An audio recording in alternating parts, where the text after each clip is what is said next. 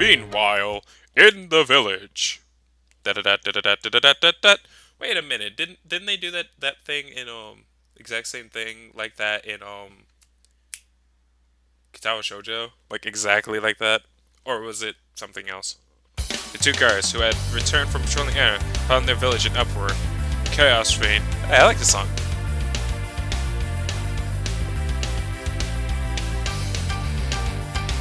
One second, I need to jam to this.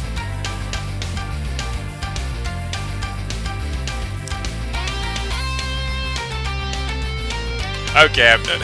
Sorry, I turned up my sound a little too much, probably, and now it's like in my ears. I need to listen to this. It's good. Right. Chaos reigned supreme as villagers fled from their homes, screaming about some monster that appeared at the marketplace. Armed with their weapons, the two rushed off to deal with the threat.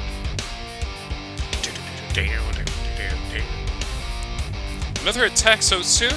First those crafty fox crooks sneak in twice, and now this? I don't remember her voice I put for her, so I'm sorry. Kage, report! What is it this time? Several!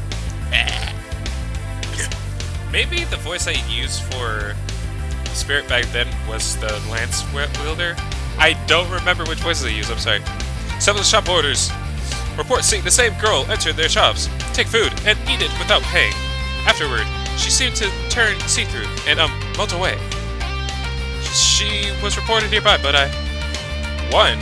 How could one girl cause so much havoc? Those useless guardsmen! Hikage! Come with me. We will deal with this one girl ourselves. That, I don't know if I can. What do you mean? Oh. A spirit. Right. Narumi, I need you to ensure that no one gets near. I'm trusting you with this. Much to the relief of Narumi, the katana-wielding girl approached a nearby shop, which had a crowd of people gathered around it. Devious monster, show yourself assistant. Surrender yourself and I might let you go free. However, the moment she tried to enter the building, a large pink mass surged outwards, knocking her back onto the ground. Meow! Meow! In the shadow of a nearby building, a figure could be seen rustling about. Upon closer inspection, it turned out to be a girl, seemingly occupied downing several bottles of sake before she dropped them and turned to look at the person who had interrupted her. When she finally moved into the light, it became clear that she wasn't a villager, but a girl covered in slime from head to toe. So it's a slime monster now? Interesting.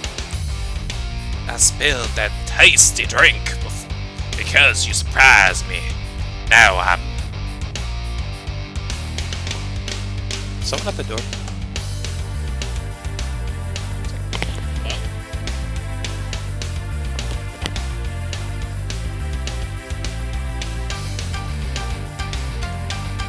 This one I heard knocking. Turn it up. Spilled that tasty drink because you surprised me. Now I'm sad. What the? Ahem, you are not welcome here, spirit. It causes chaos. That tasty drink, as you said, was not yours. You were a thief and a nuisance. Leave immediately. I'm not a thief. What's a nuisance? Just try and act like a smarty pants because I don't know those fancy words. Typical. That means you are a bother. You do not belong here. You do not belong in this realm. Liar. The forest is my home. This place is part of the forest. Therefore, I am not a thief. Everything in the forest belongs to me and my sisters, including you. What do you mean?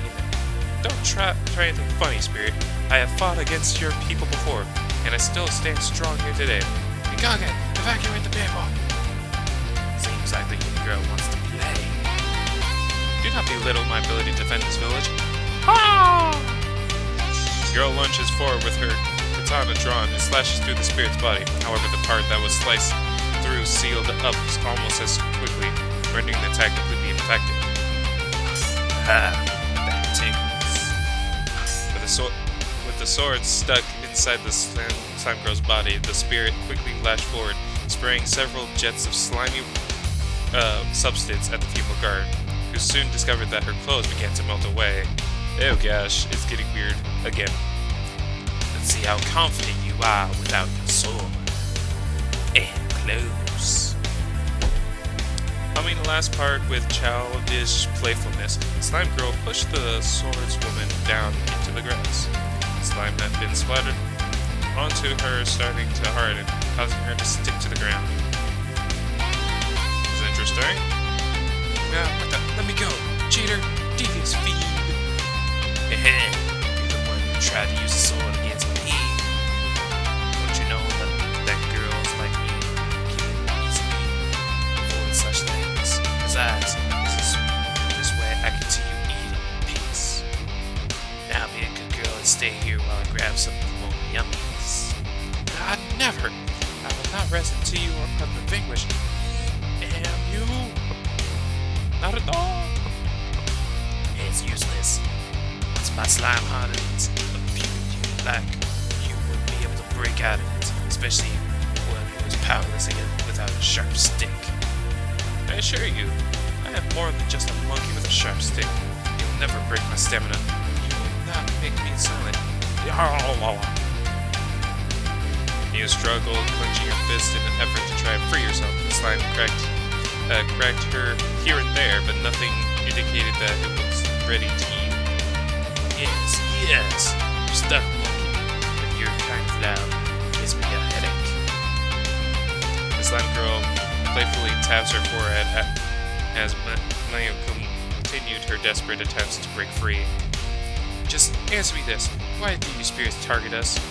You could go anywhere. You could spend your days hidden deep within your forest, yet you constantly attack us, constantly throwing our lives around like they were nothing. But the forest is boring. There isn't anything around to play with aside from my sisters. You humans are such a curious bunch, but it's no fun when you all raise your swords, torches, and pitchforks wherever we go, wherever we visit. You know what else isn't true? Is it fun having to rebuild our homes every time you visit? We do not want our lives ruined every time you're feeling bored and wish to play. You're not toys, you monster.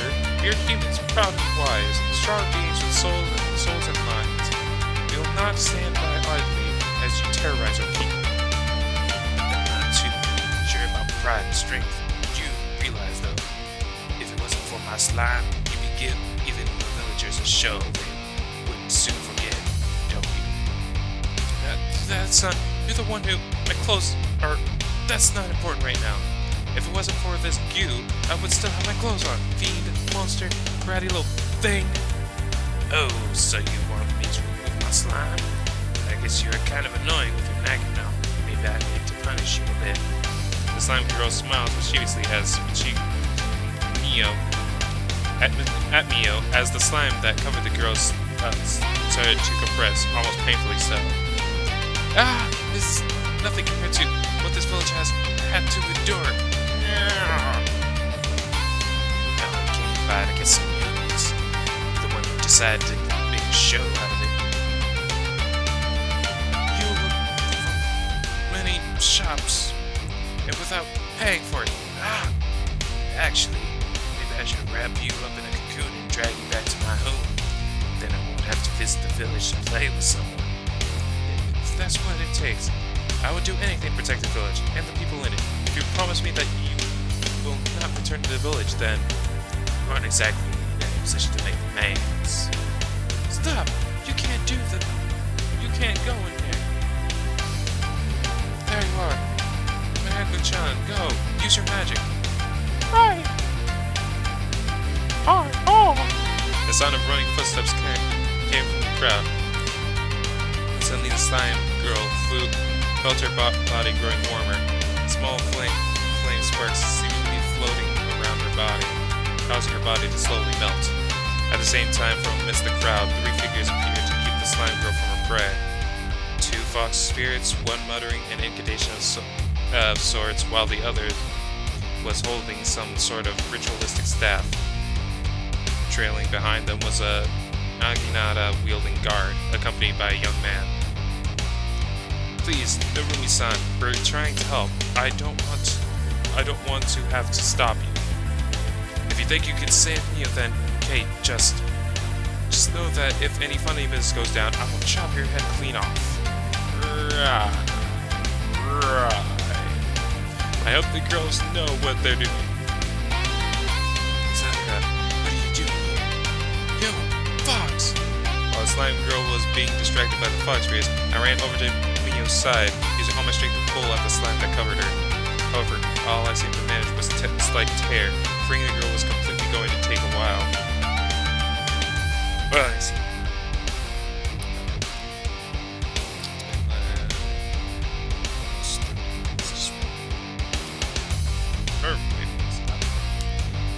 They're here to help, so use your energy for something useful, like getting rid of this damn slime. Ah, I forgot what Chico, have you come to play as well? Please, tell your sister to stop her spell. It feels rather tingly. Echo, keep up the good work. No, Sakura, I have not come to play. You are a fool, a bubble brain aura. Why are you harassing the villagers? If you wanted food, you know you could have come to the bench. Meanwhile, Chico, you can't tell me what to do. Not to mention, the food from the village is tasting like fruit on your plates. Besides, I just want to play with the bit. Then he started screaming, this monkey girl with the sharp sticks trying to scare me away. I will not stand for these insults. Just you wait till I'm free. Holy summer! The spell is almost done. If I keep going on, it might... Just a little longer, little one.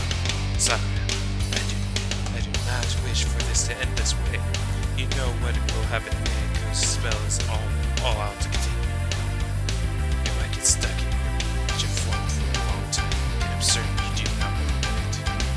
Leave this village, please. But you going to melt me? That's unfair. My sisters won't be happy to hear what Chico Mae was siding with these silly humans. When all I was doing was having some fun. I'll be back. And with those words, the slime girl melted into a pool of water and soon disappeared from sight. Once the slime girl had disappeared from the village, I succeeded in tearing off the slime that covered Mio. However, as the slime shattered into millions of tiny pieces, Mio was left without any form of cover, causing me to quickly cover my eyes. Don't you dare look at me! Scrambling to her feet, the girl rushed away, most likely in search of a change of clothes. With the slime girl gone, the villagers turned towards the fox bears with confused gazes. The tension in the air was thick. No one knew what to expect. Finally, a familiar figure emerged from within the crowd. Ah, yes! It's a pleasure to finally meet you again, Takahiro-kun, or Tako-kun. Even if the circumstances could have been better. What are you saying, Elder? That man is clearly in cahoots with the spirits. Wait a second. Wait. These girls just wanted to help. Oni-san, my head hurts. It's okay, dear. I'm here. Just hold on to me tightly. I'll protect you. And so will Taku-kun. It's a trap! It's a trap! Silence! How dare you act with such hostility towards those who have saved your lives? The crowd seemed rather startled by the firmness of the old man's voice, but soon obeyed, some of them really feeling ashamed all of a sudden. It is clear that you and your companions did not come here with ill intentions, Takahiro-kun. I must ask you to forgive the people for their nervousness and hostility. As you have most likely noticed, contact between the spirits and humans have been rather problematic at best. I understand their concern, but will you at least hear me out? Very well. If this is what you desire, then it will be the best we can do for those who have helped save the village upon this day. However, let us wait for the chief to return. I believe it will be important for her to hear what you have to say. I'll go find her, Oji-sama. Feeling grateful that the elder had granted me the chance to carry out my plan, we waited for Mio to return. Thankfully, the elder brought us somewhere private, where Michiko would tend to Maeko with other villagers looking on in contempt. How many times am I going to have to say it? I am sorry. I froze, okay? I panicked. Your sword is stronger than my Naginata. What was I going to accomplish by? This is unacceptable! Unacceptable conditions! I will reprimand. What are these creatures doing here? Elder-sama, this is highly unorthodox. She is highly unorthodox. Shh.